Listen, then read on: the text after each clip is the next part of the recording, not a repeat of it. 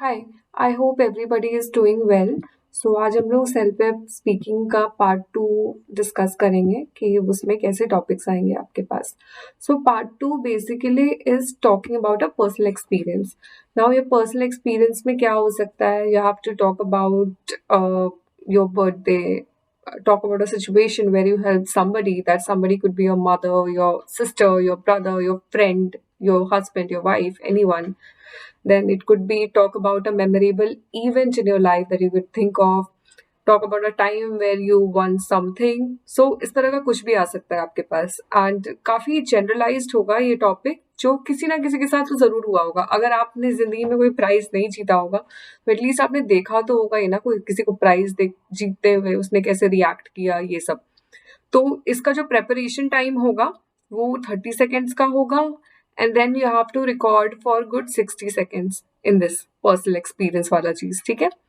तो अब 60 सेकेंड्स में आपके कितने सेंटेंसेस आएंगे? 10 से 12 सेंटेंस आराम से आ सकते हैं। अगेन इंटोनेशन पे ध्यान देना है कि कैसा सिचुएशन आपको दिया गया। अगर सिचुएशन मान लेते हैं काफी अच्छा है, जॉयफुल वाला है, मान लेते हैं बर्थडे पार्टी के बारे में आपको बात करना है, तो what you have to do, you have to be very cheerful while you're explaining the whole situation, ठीक है। ज्यादा ड्रामेटिक नहीं बनना है, बट यस जैसा सिचुएशन डिमांड कर रहा है वैसे करना है।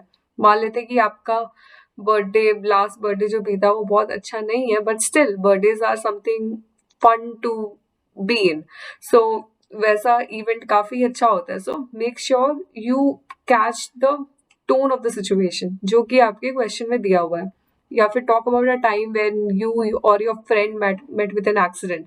तो ये कैसा टाइम है? ग्रीफ का टाइम है, कुछ अच्छा चीज नहीं है। तो यहाँ पे आप बहुत चीयरफुल टोन में नहीं हो सकते हो सकता है कि आप while the course of speaking you might explain something, you might narrate something जो कि काफी फनी हो सकता है, but yes you have to make sure कि जो क्वेश्चन का टोन है आप उसको मेंटेन करो।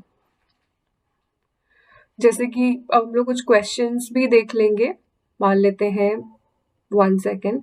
और हाँ, अगेन बोलते वक्त आपको 4 क्राइटेरिया पे ध्यान देना है। First your fluency, secondly your grammar, vocabulary, and then the most important thing is the task completion thing. अगर आपका टास्क कंप्लीट नहीं हुआ है तो फिर आपने कितना भी अच्छा बोला हो, आपका ग्रामर कितना भी ऑन पॉइंट हो, कितने सारे वर्ड्स यूज किए हो, तो सब कुछ काफी फ्यूटाइल हो जाएगा।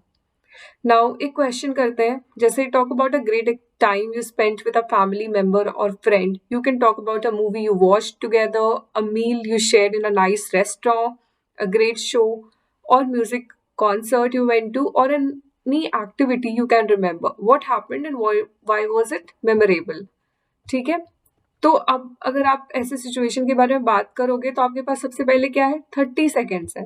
तो इस 30 सेकेंड्स में आपको क्या करना है? कुछ नोट्स बनाने हैं। अब यहाँ पे 30 सेकेंड्स ना बहुत कम होते हैं लिखने के लिए, so don't go after writing full sentences. आप कुछ कुछ पॉइंट्स लिख लो। जैसे आपको क्या चीज लिखना है? मान लेते हैं मूवी गए थे, उसके बारे में कोई चीज लिखना है आपको। सो मूवी कौन सी थी? स्कैरी थी या कॉमेडी मूवी थी? मूवी के बाद क्या किया? मूवी से पहले क्या किया? कैसे मिले? किसके साथ गए? तो ये सारा चीज आपके टास्क फुलफिलमेंट के लिए बहुत जरूरी है। तो इसमें क्या था कि talk about a memorable situation where you were with your friend, that could be going to certain movie. तो इसमें क्या है? आप किसके साथ थे, ठीक है, कहाँ गए, मान लेते हैं मूवी गए, मूवी कैसा था वो डिस्क्राइब कीजिए, मूवी का एटमॉस्फेयर कैसा था वो डिस्क्राइब कीजिए, मूवी के बाद क्या हुआ वो डिस्क्राइब कीजिए, और उसके बाद थोड़ा सा और कॉन्टेक्स्ट दे सकते हो कि आप नेक्स्ट क्या करने वाले थे फ्रेंड के साथ। मतलब ऐसा होता है ना कि क्योंकि पहले के वीडियोस में आई ऑलरेडी एक्सप्लेन कि this is a totally informal thing. ये पूरा जो आपका टेस्ट है ना, दैट इज गोइंग टू जज you on how natural you are in your flow. ये कोई एकेडमिक वाला टेस्ट नहीं है कि you have to write an essay on something which is certain social, economic, political significance. This is something how you naturally are as a person and how great you are in indulging in certain conversation. तो अगर इस question को attempt करना है, सो एक example दे सकते हैं। इसका आंसर क्या हो सकता है?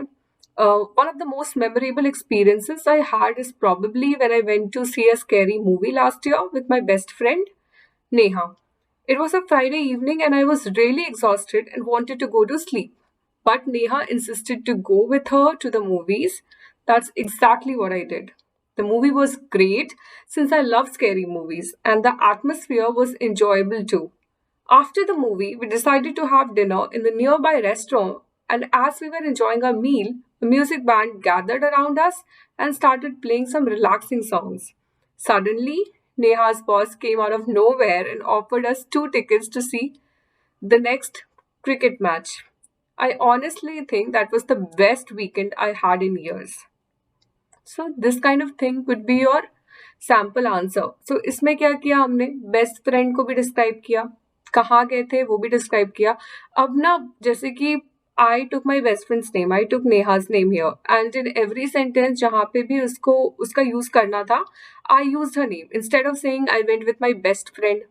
शुरू में बस एक बार बोला, फिर my best friend's boss came out of nowhere, तो वहां पे वैसे यूज नहीं करना है. Just use your best friend's name, keep it very informal. मतलब कि अगर आप घर पे बात कर रहे होंगे, so not going to tell your mother और फादर लाइक बार बार की best friend best friend best friend, उसका नाम तो लोगे ना. So talk in that manner only in front of the computer while you're sitting for this exam. And then just give a context also, what is going to happen next. Like आपका ये CBSE board का exam नहीं है that you have to answer in like 30 or 50 words. Just give a context कि okay, next week we are going for a to watch a cricket match or a football match or a kabaddi match, and I think this was the best weekend so far. So इस तरह का थोड़ा सा आप context last में डाल सकते हो just to conclude. ठीक है. So we'll just have look on some other question that we can just attempt. So one more question could be, talk about a scary situation you or someone you know has experienced.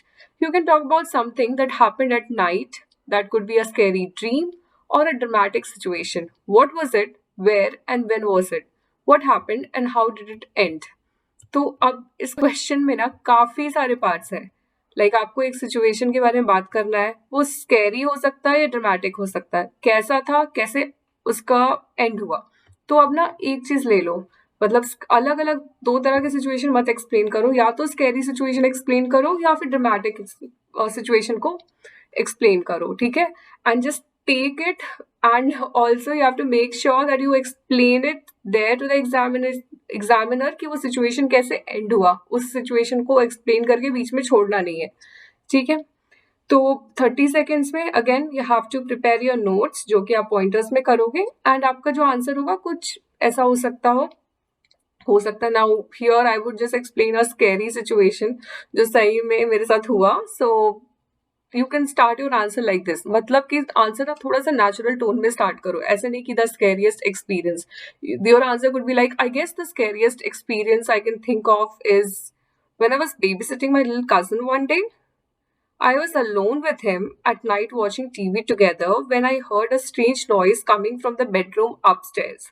I wasn't scared at first. I thought it was just the window or the cat was fooling around. So यहाँ पे आप देखो, cat was fooling around. और फिर उसके बाद I wasn't, I guess. तो हम लोग आंसर को ना इस तरह से काफी इनफॉर्मल वे में लेकर जा रहे हैं आगे. कॉन्ट्रैक्शंस भी यूज कर रहे हैं, इनफॉर्मल टोन भी यूज कर रहे हैं, इंटोनेशन भी कर रहे हैं, ऊपर नीचे भी लेके जा रहे हैं, क्यूरोसिटी भी दिखा रहे हैं सिचुएशन का. सो आपको ये सारी चीजों को बहुत ही, मतलब छोटी छोटी चीज है बट आपको ये यूज करना है to get a nice band. मेरे तो 9 आया था but I hope everybody gets a 12. However, I noticed the cat sleeping under the dining table, so the only explanation left was the window. I had to go upstairs and check. When I got there, everything was normal and the window was closed as usual. Suddenly, I heard the same noise coming from the living room downstairs this time. It happened that my little cousin was playing with me all along. So, this is how the whole scariest situation ended for me. So now what happens, आपने यहाँ पे कितने sentences बना लिए, 10-11 sentences बना लिए. And just see कि आपको जो है ना पूरा एक फ्लो में लेते जाना है. सबसे पहले क्या था, कैट का एक स्ट्रेंज नॉइज सुनाई दिया, उसके बाद you thought that it was a cat, then you went on to just check what was it, and then you then you finally figured out that it was your little cousin who was playing all along. So आपको पूरा एक series of situation बना के रखना है. अगर आपके साथ ऐसा कुछ हुआ नहीं है तो भी पूरा सीरीज ऑफ स्टोरी बना के रखना है ताकि जो भी सुन रहा हो उसको वो काफी इंटरेस्टिंग लगे. So that's how you have to attempt this question again like any other question of the speaking part and spell self test. सो आप अपने इमेजिनेशन को, like I always have been saying, अपने इमेजिनेशन को थोड़ा सा बड़ा करो and just keep on speaking. Make sure जो 60 सेकेंड्स का टाइम है उसमें आप बोलते जा रहे हो, नॉट स्टॉपिंग एनीवेयर। और कभी हो सकता है कि चलिए आपका जो कैट वाला स्टोरी है, कोई भी स्कैरी या ड्रामेटिक सिचुएशन का स्टोरी है, वो जो है 50 सेकेंड्स में खत्म हो गया।